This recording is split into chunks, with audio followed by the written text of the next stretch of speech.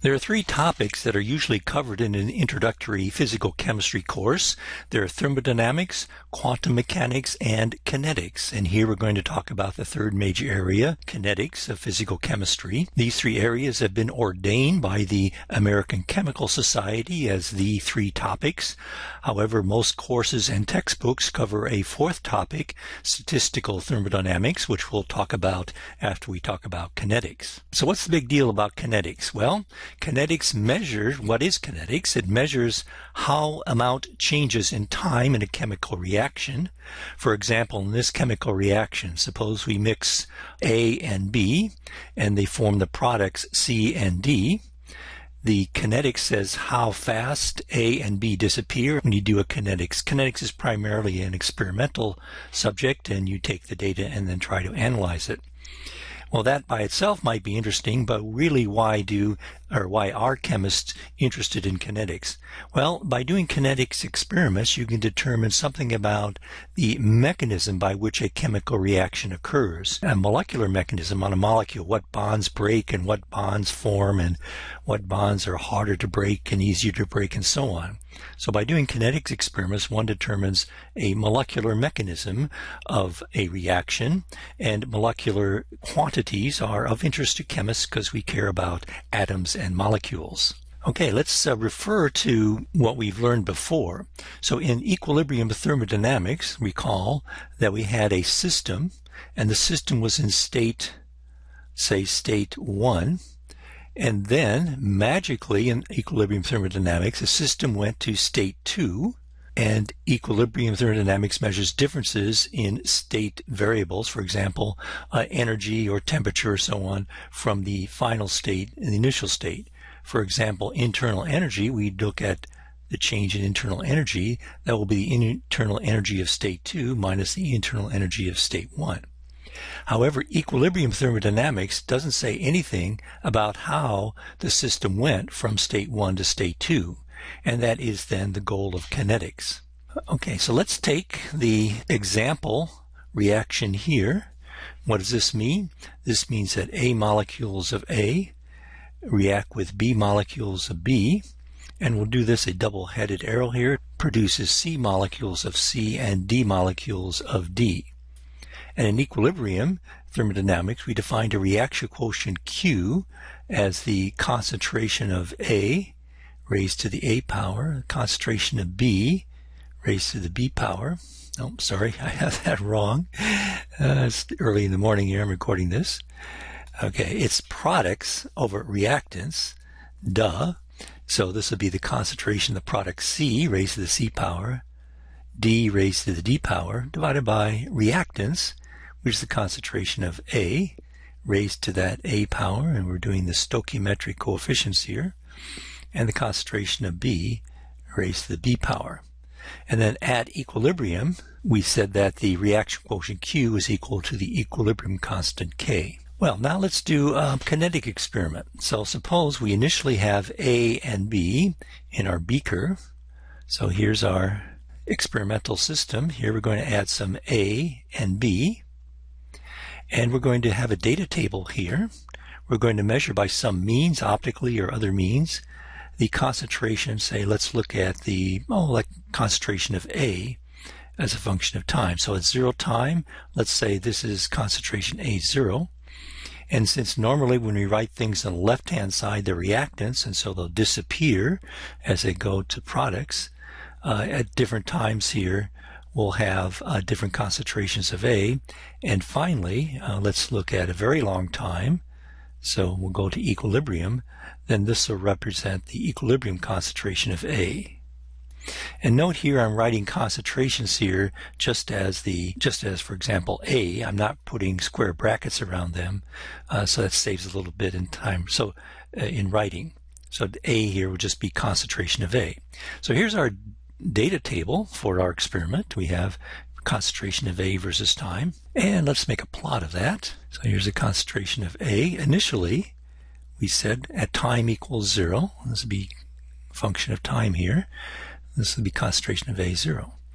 And as time went on, the concentration of A decreased. It was a reactant, and eventually concentration reaches the equilibrium concentration of A which is governed by, well, let's just go back here. I mean, why is this reaction occurring? Well, there's a chemical potential gradient. The chemical potential of A and B is greater on this side, so the reaction will push this way, and eventually the chemical potential of C and D will build up, and then the chemical potential will push this way, and at equilibrium the chemical potentials are equal.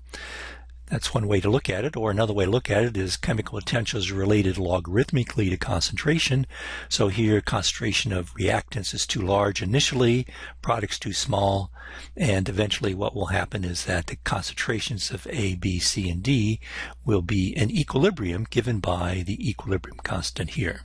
So what's driving this reaction is the gradients in chemical potential. Now let's define a couple things here. So we sort of understand what kinetics is, where we're going with that. Let's define rate. We'll define this first. Now we'll have actually three kinds of rates here. We have the rate, the IUPAC definition of rate, and the initial rate. First, let's talk about the rate. Well, we'll define the rate, just rate without any adjectives in front of it. We'll define that, in this case, since we're measuring A, as dA dt. So it's the how A changes with time, and of course this can be associated with the slope of a line drawn tangent. So let's say take this particular time here, and now we're going to draw a line here which is tangent to this particular time, and the rate then will just be equal to the slope of that line, or the derivative at that particular point. And note that now the rate will change with time.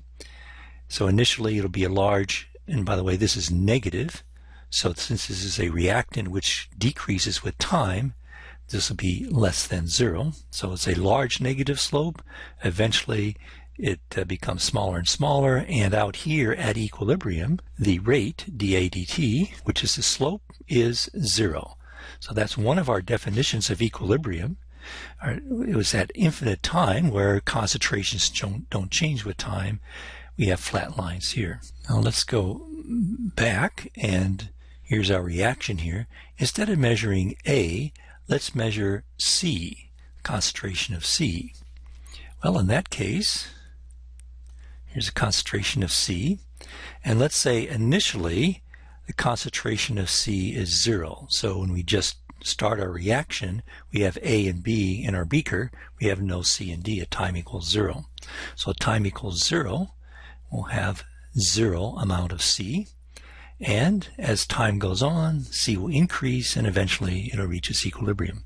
So out here we have equilibrium, and now we can define the rate for this particular component as dC dt. So when you measure C, and note here that these will be positive values, so this would be greater than 0, and let's say look at this particular rate here. So at this particular time the rate is there. So initially the rate is large. As the reaction proceeds, the rate goes smaller and smaller, and at infinite time, at equilibrium, the concentration of C does not change with time. So you should have some qualitative and semi-quantitative understanding of what the rate of a chemical reaction is. Now let's look at IUPAC, the International Union of Pure and Applied Chemistry. They're the chemistry police, and they defined rate this way. Now let's give a motivation for defining rate that way. Let's look at this reaction, 2A, and this will be in equilibrium, say, with C. So it's a simpler reaction than our general reaction we had before. Now, because of the stoichiometric coefficient 2 here, this means that A will disappear twice as fast as C. For example, if there's 1 mole of C being produced in a second, that'd be the rate would be 1 mole per second. Then the rate of A will be minus 2 moles per second. So the rate here is twice the rate there. So the rate of C, well, twice the rate of C will be the rate at which A disappears with a minus sign there, or let's write the reaction here, dA dt minus will be 2 times dC dt. So what this means is that the rate of a chemical reaction depends on what you measure. It could be either positive or negative, or there could be stoichiometric coefficients here. So the IUPAC decided to define a rate which is independent of what you measure. So what it's done is for any reactant, and they're defining a reactant as something that decreases with time, you have a negative sign in here, and all the products, you don't have the negative sign. So that means that their rate is always, the IUPAC rate is always greater than 0.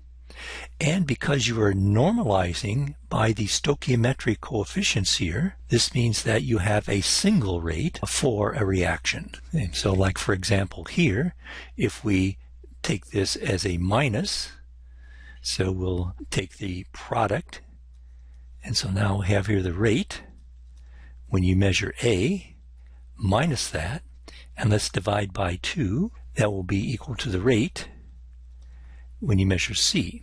So we're just dividing this by 2 and taking the positive. So the rate when you measure A is equal to the rate when you measure C. So that's why the IUPAC defined this rate as this way, to make a single rate for a chemical reaction. In the subsequent lectures or videos here, when we use rate, we'll just be talking about dA, dt, dC, dt, or so on, and unless we actually want to use IUPAC definition, which I never had use of in my career as a kineticist, we'll nonetheless say IUPAC rate. So just rate is this. Now there's one final topic here, initial rate. Well, because we're using the term initial, you probably could figure out what that is, but let's nonetheless talk about that. Now suppose we're measuring the concentration of A versus time, and initially at time equals 0, we have a concentration A0, and then we have the concentration, say, changes like this. The initial rate will be, if you draw a line tangent to this curve at time equals 0, then the slope of that line will be the initial. So the initial rate is just like we had before, these rates, except now the rate is the rate at time equals 0. The slope of the line drawn tangent to the curve at time equals 0. So there you have it. That's the introduction to kinetics, and now we're going to develop these ideas and learn about molecular mechanisms of chemical reactions.